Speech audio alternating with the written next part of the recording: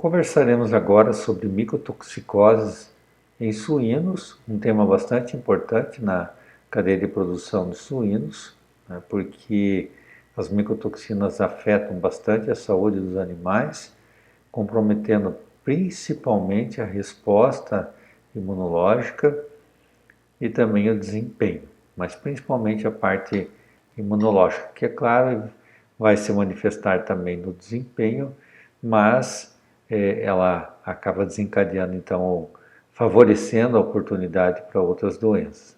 Os suínos, como eles têm uma dieta baseada principalmente em milho e soja, que são ingredientes potencialmente contaminados com micotoxinas, então acabam sendo então mais sensíveis, mais expostos a essas toxinas.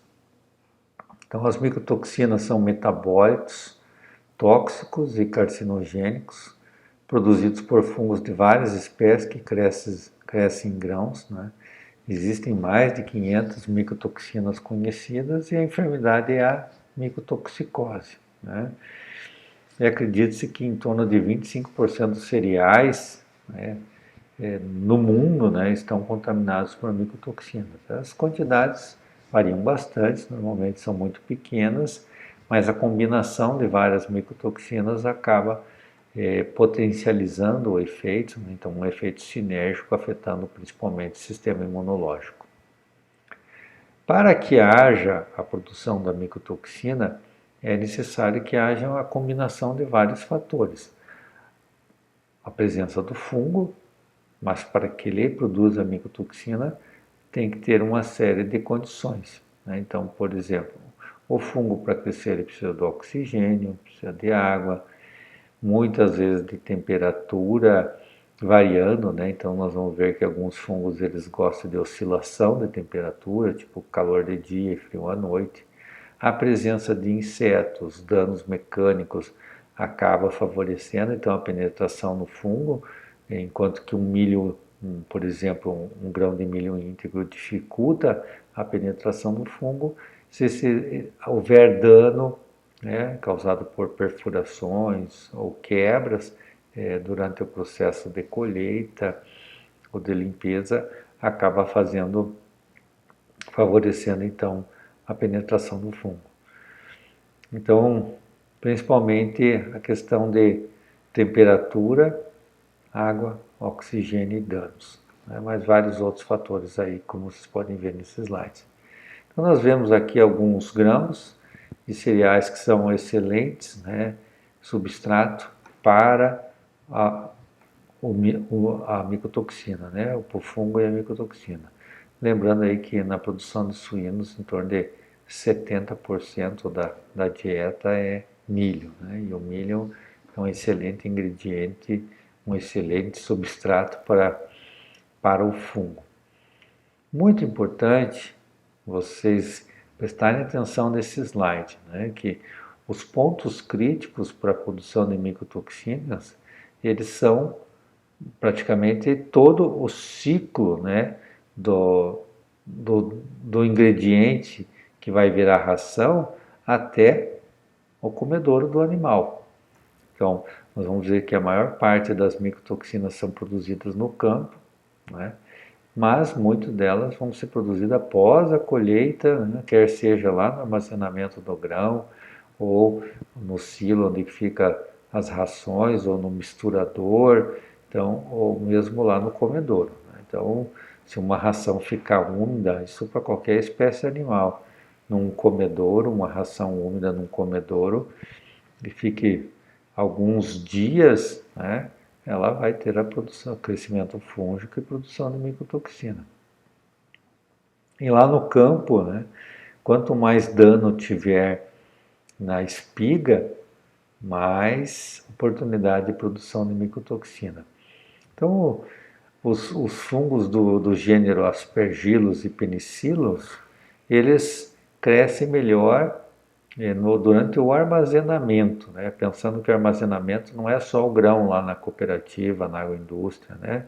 Mas o milho, o pode ser moído ou já transformado em ração, né?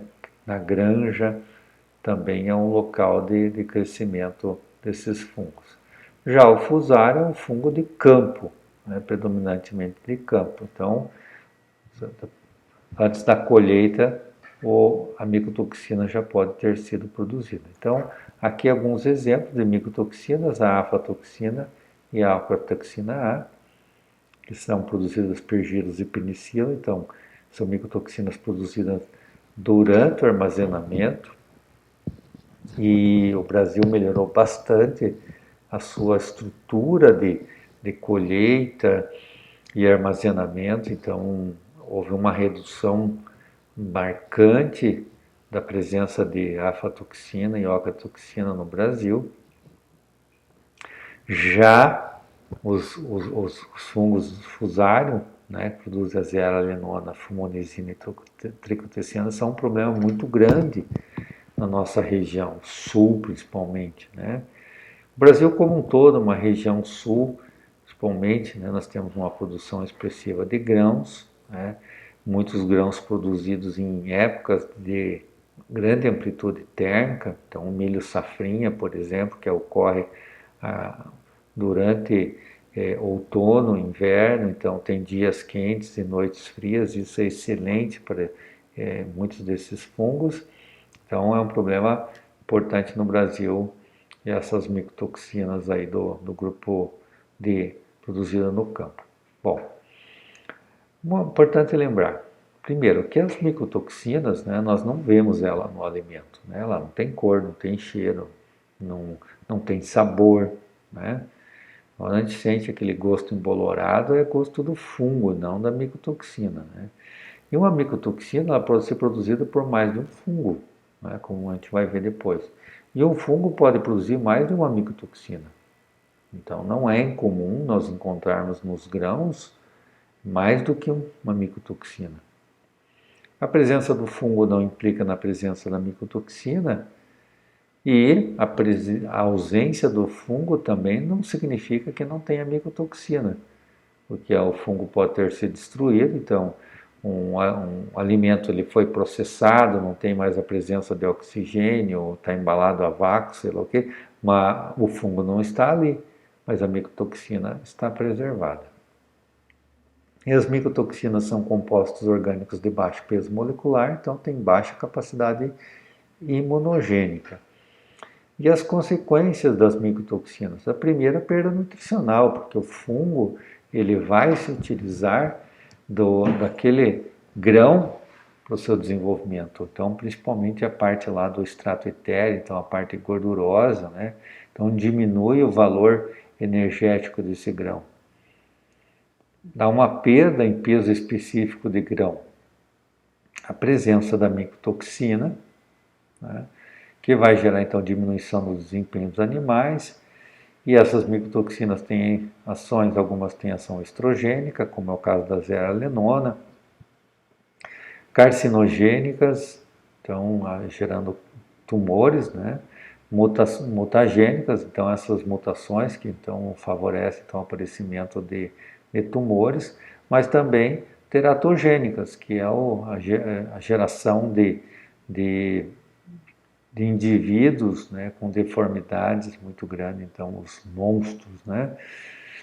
E a imunossupressão, então é o problema maior dentro da produção animal, né? Já uma vez que nós temos animais mais sensíveis, mais expostos a fatores estressantes, então quando isso se combina com a presença de micotoxina na ração, se vira uma bomba relógio. Então ela interfere bastante na qualidade das vacinas, né, na qualidade de todos as nossas estratégias, né, de produção animal, de repente vão por água abaixo por conta da presença de algumas micotoxinas interferindo no sistema imunológico.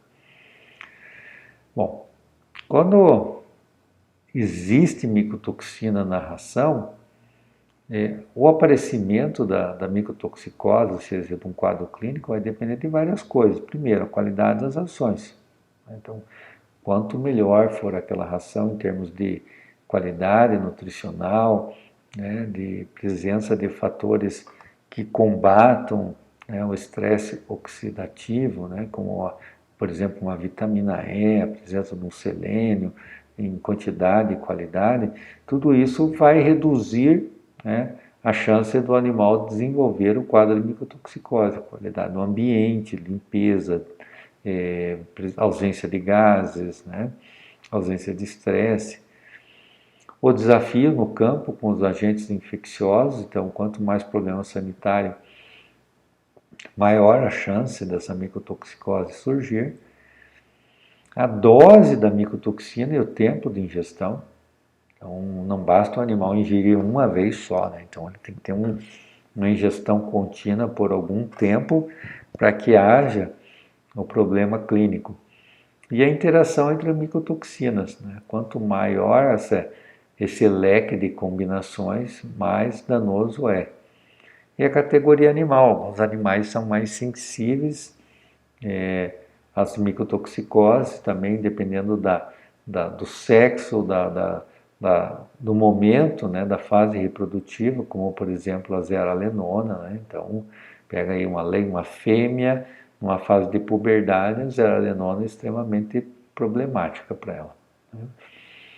Alguns efeitos no sistema imune, então diminuição da síntese proteica, diminuição da proliferação celular, diminuição na capacidade fagocítica de macrófagos e aumento na produção de radicais livres, que também afetam as células do sistema imunológico.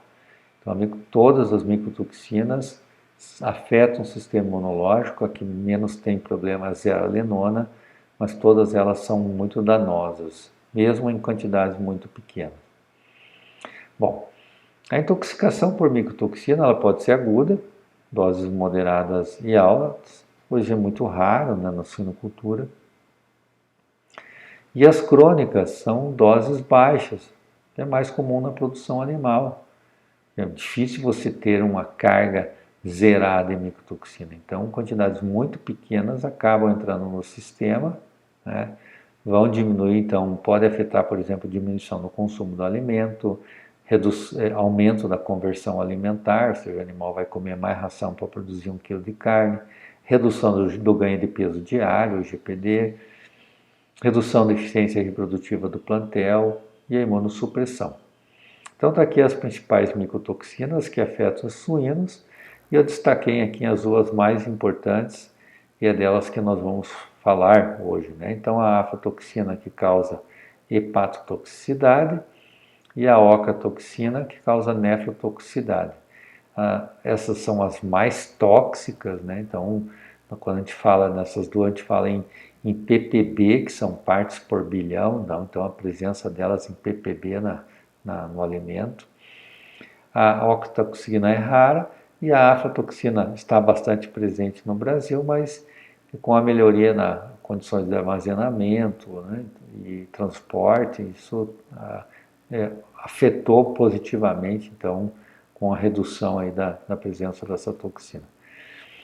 Já do gênero Fusarium, então a zearalenona, ela acaba sendo transformada numa micotoxina mais tóxica dentro do corpo do animal, com efeito altamente estrogênico. A fumonizina, que causa edema pulmonar, e no caso dos equinos causa um problema nervoso. Os triclotecanos acabam gerando então a rejeição do alimento e vários outros sinais que nós vamos comentar. Os fungos do gênero Clavíceps, né? Então tem a toxina do ergot, que causa vasoconstrição e danos endoteliais e gangrena. A aflatoxina, então, é um metabólito secundário dos aspergilos flavos e paracíticos. As aflatoxinas mais presentes, né, nas sementes e alimentos é a B1, B2, G1 e G2. Lembrando que a M1 e a M2, que são encontrados, por exemplo, no leite, carne e urina dos animais, são metabólitos da B1 e B2. Então, o animal que ingere B1 e B2, ele vai converter em M1 e M2. Né? Então, muitas vezes é feita uma segregação do alimento e alimentos com mais problemas, ou por exemplo, um milho, é feita uma pré-limpeza e aí aquele milho mais quebrado, mais com poeira, né, acaba sendo a porção que tem mais micotoxina. Então é comum os produtores fazer essa segregação e usar para alimentar os ruminantes, porque vai numa percentagem menor e porque toda aquela microbiota ruminal acaba desativando muitas dessas micotoxinas. Mas ainda assim é notável essa transformação da B1 e B2 em M1 e M2, que aí pode ser encontrado no leite. São muito menos tóxicas, mas ainda tem uma certa toxicidade. A B1 é a toxina de maior prevalência e toxicidade. A sensibilidade dos animais, no caso, quando a gente compara suínos, né, então a dose letal de 50%, então para matar 50% dos animais, é de 0,62 miligramas por quilo de peso corporal, ou seja, uma quantidade muito pequena. Quando a gente compara por um rato, por exemplo, 17,9 miligramas por quilo. Então, o suíno ele é muito sensível à aflatoxina. E hoje o que a gente tem de maior importância seria a redução do GPD, por conta de afetar o sistema imunológico e afetar fígado com síntese proteica, né? Então, mesmo em pequenas quantidades, acaba tendo esse efeito negativo. Quando a gente olha aqui qual é a positividade, né, nas amostras, né? Então, um estudo feito pelo laboratório Lamicna, ligado à Universidade Federal de Santa Maria, que é um laboratório de referência na análise de micotoxinas, em 18 anos de avaliação, no milho eles encontraram 46% de positividade, uma média de 21,17 microgramas de aflatoxina por quilo de milho, né? E aqui estão alguns limites máximos permitidos nos alimentos. Então ela está abaixo de 50%, mas é ainda um percentual alto. O que vai acontecer nos suínos? Intoxicações graves vão acontecer quando a presença for assim, maior de 400 ppb, né, parte por bilhão, que é equivalente a 400 miligramas de aflatoxina por tonelada de ração. É uma quantidade muito pequena, mas já é suficiente para causar incoordenação, tremores musculares, inapetência, sangue nas fezes, letargia.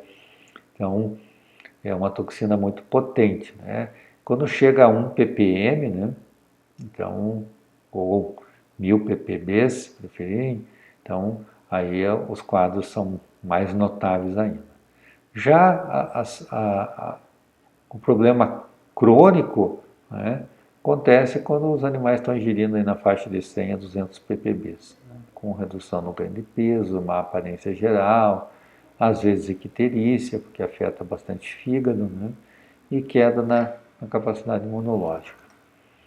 Já a zearalenona é um fungo produzido pelo Fusarium graminearum, principalmente, né, tem efeito estrogênico em suínos e é um fungo de campo, né, diferente da afla, que é fungo de armazenamento, né. Então ele cresce em 20 a 25 graus Celsius e vai produzir a toxina em uma temperatura de 8 a 14 graus. Então, essa amplitude térmica durante dia e noite favorece bastante o crescimento da zearalenona no campo. E nesse estudo do LAMIC, com 112 mil amostras, eles observaram que 30,5% estavam contaminados.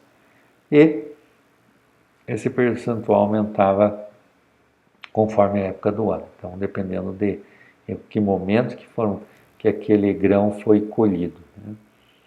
A dose letal para a suína é de 2 a 10 gramas por quilo, né? Desculpa, aqui em ratos, né, não tem suínos, né? Então ela não é uma toxina, uma micotoxina tão tóxica, né? Então a gente já vai falar em ações aí acima de ppm, né? Então pensar aí 2 ppm, 5 ppm, né, para causar um quadro, né? Enquanto que lá na aflatoxina nós estávamos falando em ppb, né? Então os suínos são mais sensíveis por conta de uma particularidade, né? A zearalenona, no caso em suínos e ovelhas, ela é conjugada com ácido glicurônico lá no fígado, né, no processo de detoxificação, e isso faz com que ela seja reduzida para alfa-zearalenol. E a alfa-zearalenol, ela tem uma ação estrogênica 10 vezes mais potente que a própria zearalenona e 100 vezes mais potente que o beta-zearalenol. Então, as outras espécies convertem em beta-zearalenol. Então, essa particularidade metabólica faz com que os suínos sejam mais sensíveis. As ovelhas também são sensíveis, são, mas por serem ruminantes, acabam recebendo uma dieta principalmente em volumoso, né? Então não é que nem o suíno, que recebe um alimento concentrado, então uma grande, né, a proporção de milho é muito grande, né? 70%, o que não vai acontecer no ovino. Bom, os efeitos da zearalenona acima de 3 ppm, né, ou 3 gramas por tonelada em ração. Então, o hiperestrogenismo é o principal efeito. Então, o animal se comporta como se tivesse com uma dose muito alta de zearalenona, de estrógeno circulando no corpo. Isso pode gerar desregular, por exemplo, leitoas na fase púbere, gerando um anesto prolongado, gerando leitegadas pequenas, ou leitões com a síndrome dos membros abertos, né? Então nasce com dificuldade de ficar em estação e pode gerar diminuição de libido no macho, com concentrações aí acima de 10 ppm. Então aqui está um leitão com a síndrome dos membros abertos, muito comum na suinocultura, leitões nascerem com essa posição aqui dos membros abertos. Então os músculos que fazem a adução, eles estão com desenvolvimento atrasado em relação aos músculos que fazem a abdução dos membros pélvicos, que faz com que o animal fique nessa posição. Então é muito comum nas granjas eles os funcionários pegarem esses leitões e fazerem uma ligadura com fita isolante ou com fita crepe para aproximar os membros e facilitar com que o animal se desloque para mamar. E aqui nesse caso, né, nessa belíssima foto compartilhada com uma ex-aluna, né, a Fernanda Pelaez, que durante seu estágio ela fez essa foto do animal que tinha síndrome dos membros abertos e simultaneamente tinha o hiperestrogenismo, indicando então a causa do problema do síndrome dos membros abertos, que ele pode ser causado por outras coisas, né? Não só pela intoxicação. Mas nesse caso está muito claro, o animal tem a síndrome dos membros abertos e tem essa vulva extremamente hiperêmica, indicando então que a fêmea, a porca, no caso, ingeriu a micotoxina zearalenona durante a gestação e essa micotoxina então chegou até o corpo do animal, né, do feto, né, e então ela nasce, o leitão já nasceu com hipoestrogenismo. Já a fumonizina, ela é um metabólito secundário de fungos do gênero Fusarium alternaria. A fumonizina moliniforme é a mais importante, né? É um fungo de campo, prefere temperaturas amenas, de 15 a 25 graus Celsius, né? Então não gosta tanto do verão forte, e alto teor de umidade no substrato, acima de 20%. Então vamos encontrar isso aqui em regiões com grande oscilação térmica no inverno, né? E com inverno, verão, um verão mais ameno, né? E o teor a frequência, né, com que ela é encontrada nas rações de milho é muito alta. Tá? É considerada uma das micotoxinas mais presentes na produção animal.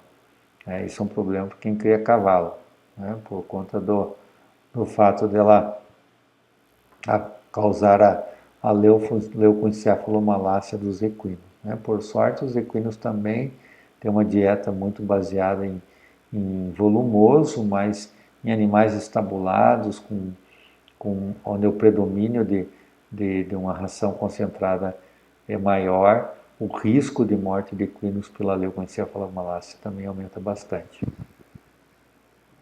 E nos suínos causa um edema pulmonar, que pode ser agudo e gerar morte de muitos animais. E a fumonitina B1 é a mais comum.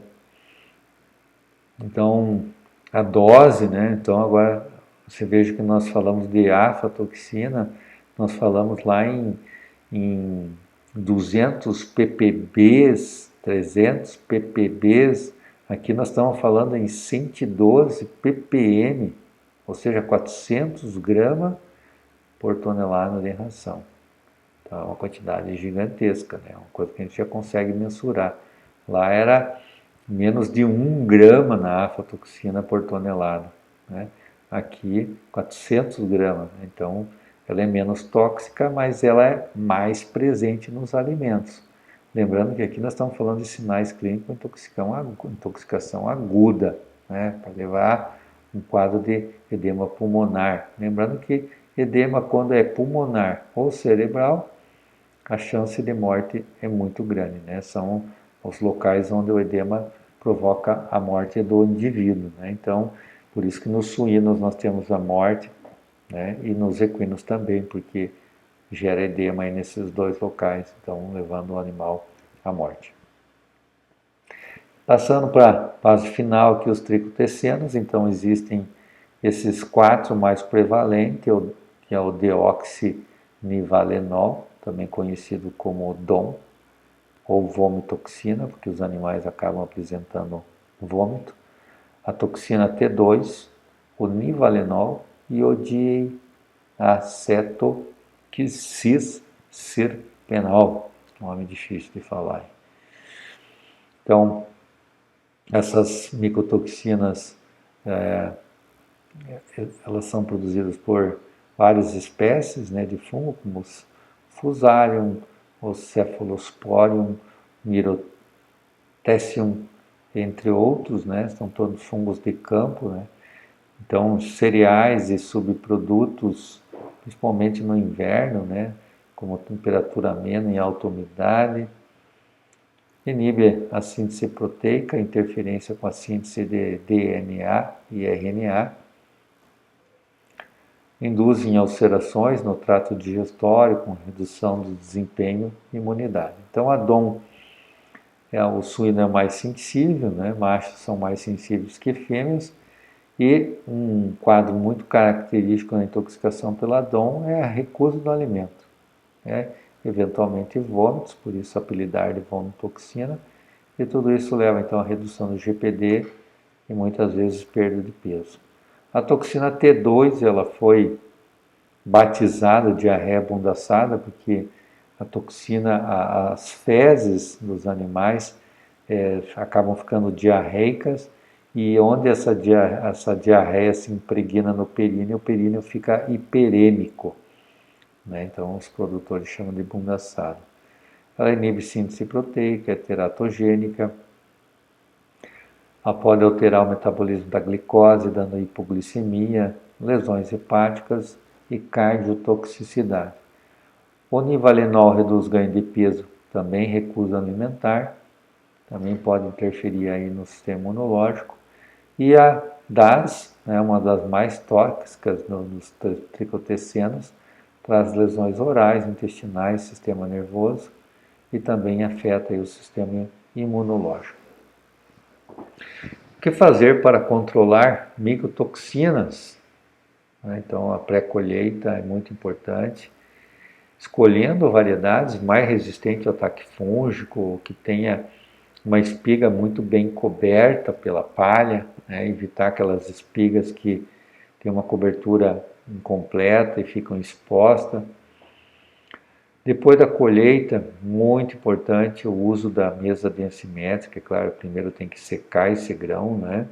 Mas uma vez secado esse grão, na hora de utilizar a mesa densimétrica, é uma mesa que tem uma trepidação E com isso ela separa por densidade os grãos. Então o grão íntegro ele acaba sendo separado do grão quebrado, o grão que teve ataque fúngico, ele é menos denso. É muito bom isso, reduz significativamente a presença de micotoxina naquele milho classificado, né? O problema é que a mesa densimétrica ela diminui bastante a capacidade de produção de uma fábrica de ração, porque são muitas toneladas diárias que são utilizadas de grãos e se passar tudo isso na mesa densimétrica, a fábrica não consegue produzir o volume que ela necessita. A redução da umidade dos grãos, que é feito lá antes da mesa densimétrica. As condições de armazenamento, então silos limpos, né, em qualquer ponto da produção. E algumas empresas têm alguns índices, né, que elas adotam, que varia, né, na qualidade do grão para aceitar, né. Então, o máximo aceitável na recepção, milho com 6% de ardido, 1% quebrado e 14% de umidade. Mas, muitas vezes, isso aqui é relativizado, né? Dependendo da oferta e às vezes a empresa está precisando de mais milho, acaba aceitando milhos com qualidade menor, né? Ou reduz então o pagamento àquele fornecedor do milho, né? Então dá um desconto e acaba aceitando o milho com qualidade inferior, tá? A umidade dá para ajustar. Agora esse aqui é o quebrado, o ardido, são milhos com grande potencial da presença de micotoxina, isso aí é mais difícil de ajustar, né?